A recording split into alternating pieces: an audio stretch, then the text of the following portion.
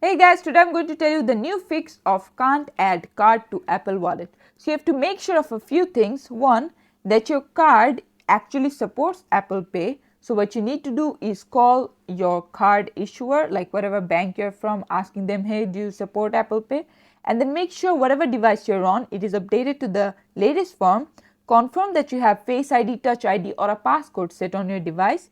Make sure that you are in a supported country or region that supports both the card and into the Apple Pay wallet, and then make sure your device is compatible with Apple Pay.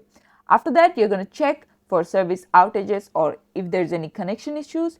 You're going to contact your bank or card issuer if you see the following error message, which are could not add card, invalid card, card device limit, which means that it is a problem with the card itself. So you need to contact your bank, and there you go. This is how you can do it. Thanks for watching. Please leave a like and subscribe for more tutorials like this, and I'll see you guys in the next one.